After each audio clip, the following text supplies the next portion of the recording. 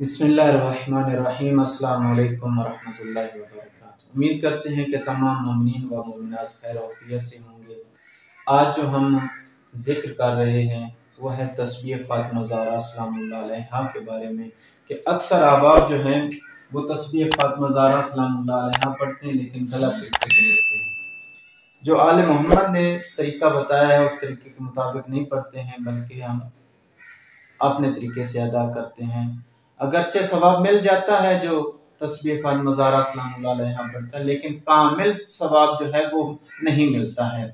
कामिल सवाब जो आले मोहम्मद ने तस्बीह फ़ातिमा ज़हरा सलामुल्लाह अलैहा का बताया है वो उसको नहीं मिलता है। सादिक़ आले मोहम्मद इरशाद फरमाते हैं कि जो शख्स हर वाजिब नमाज के बाद हरकत किए बगैर, अपना पहलू बदले बगैर, अपने जिस्म को हरकत दिए बगैर तस्बीह फ़ातिमा ज़हरा सलामुल्लाह अलैहा पढ़ता है, अल्लाह तबारक व तआला उसके ऊपर जन्नत को वाजिब कर देता है।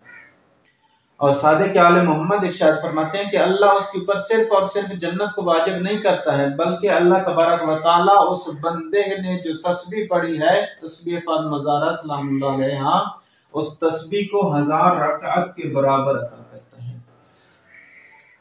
गोया कि इस बंदे ने 1000 रकात अदा की है।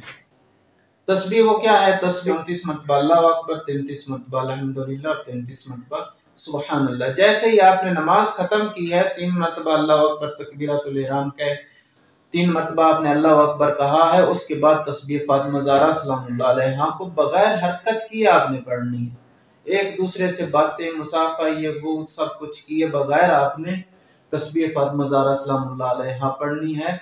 और इस तरीके से आप पढ़ेंगे तो अल्लाह तबारक व तआला ये सवाब अता करेगा। फिर फरमाया कि जो शख्स ये तस्बीह पढ़ेगा फकत उसके ऊपर जन्नत भी वाजिब नहीं होगी और सिर्फ उसको 1000 रकात भी सवाब नहीं मिलेगा, बल्कि अल्लाह तबारक व तआला इनके साथ साथ उसके गुनाह को भी माफ कर देगा।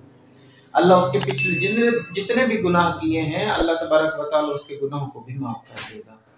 दुआ करते हैं कि खालिक कायनात हम सबको उस तरीके से अमल करने की तौफीक अता फरमाए जिस तरीके से आले मोहम्मद ने फरमाया है।